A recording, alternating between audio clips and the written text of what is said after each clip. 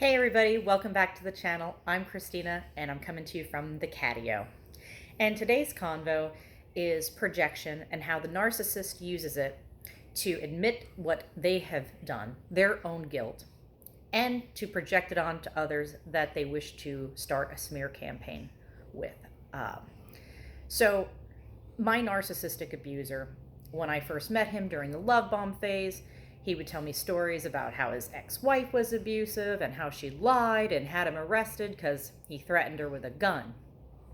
He would say, and not just her, but my sister's horrible, my brother-in-law is horrible, they don't let me see my niece, they don't come to visit me, they don't show me any respect. Okay. And any friends that he was having difficulties with, he would also project the same, sob story. And of course, during the love bomb phase, you want to believe them. You're like, this person's so wonderful. How could any of this be true? They treat me so great. And fast forward a few years.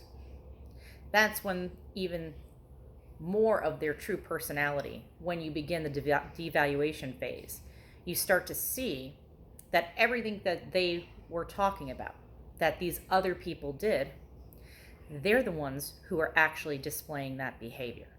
They are the ones who are actually carrying on. It's like he just wanted to confess and tell me what he actually is. And he did. I just chose to ignore the red flags because I was young and I thought in love. And, at the time he was treating me great. And of course, once you start hitting the devaluation phase, all of that starts to go away.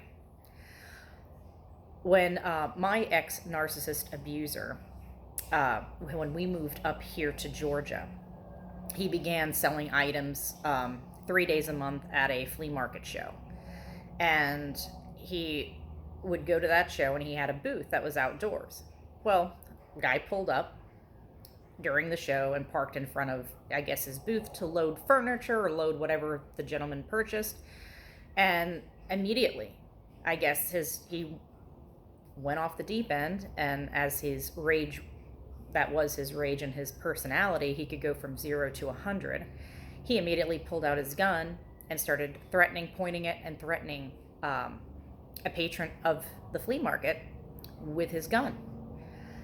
Luckily, at the time, the gentleman did not press any charges, but he was banned from that particular flea market, and he had to find another flea market to sell the items he would make at for 3 days a month.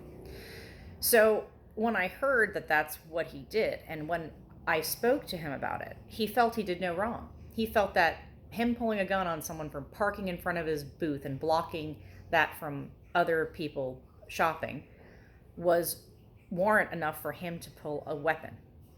And mind you, there's families shopping, there's other vendors. It's not like that was a called for situation. The gentleman didn't try to attack him. It wasn't self-defense. So there's no need for that. And I thought that night back to the story of his ex-wife and how she allegedly made false accusations and had him arrested. Well, I don't believe that one bit. I believe he did do it because, again, patterns and history repeat itself, especially with the narcissist. So I am 100% sure that based on what he did to the gentleman at the flea market, I'm sure he did to his ex-wife.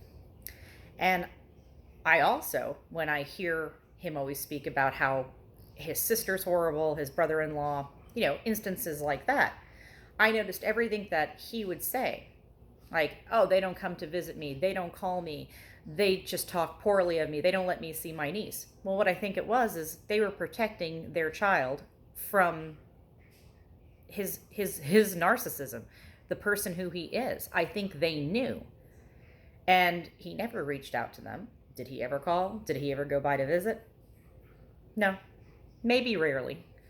But, so again, it was just him projecting what he was doing to them and saying and smearing their name in the process. Now, for me, I understand that there can be instances in your life where someone is mistreating you, and it's the truth. But with narcissists, it's always they're going to use it and twist it. I believe he did that to gain sympathy at times, and also be able to start smearing these people, their names, so they couldn't defend themselves.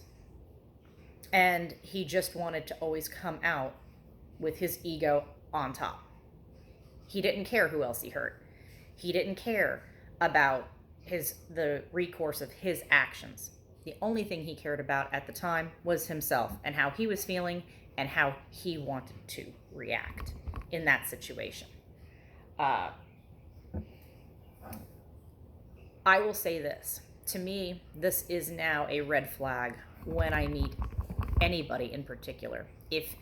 When you meet someone, and I don't care if it's in a romantic sense, in a professional sense, friendship, if somebody is off the bat, everybody in their life who they have known up to this point has done something wrong, they mistreated them, there's no happy ending to a relationship, it's always somebody else's fault, that's now a red flag.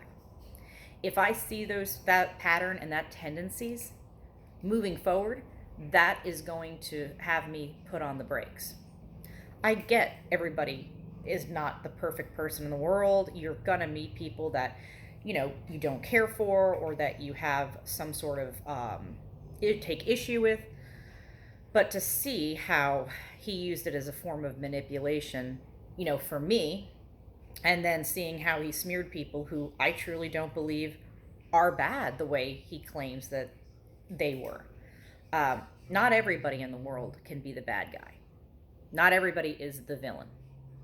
But the narcissist likes to portray that that's the way their life is. So if you happen to see someone displaying these behaviors, take note of it, write it down, mental note, whatever you have to do. But just make sure that if you start seeing their behavior mimic exactly what they said someone else has done, if they're not a narcissist, they're still a highly toxic person. And trust me, they will probably do the same thing to you once they are done and discard you. I'm sure whatever smear campaign's going on about me right now, which thank goodness I have no idea what it is, because I have gone 100% no contact, and I have cut off all flying monkeys and their ability to contact me. So just make sure to be safe. When you meet someone, take your time to get to know somebody, and when and if you start seeing any red flags and concerns, just make sure you're aware of it and you know what your boundaries are and stick to them. Well, anyway, guys, that's it for me today. Again, I'm Christina. I'm coming to you from the catio. If you like this video, please give it a thumbs up, subscribe, share, so that way more content like this can be pushed out onto YouTube. So until next time, bye.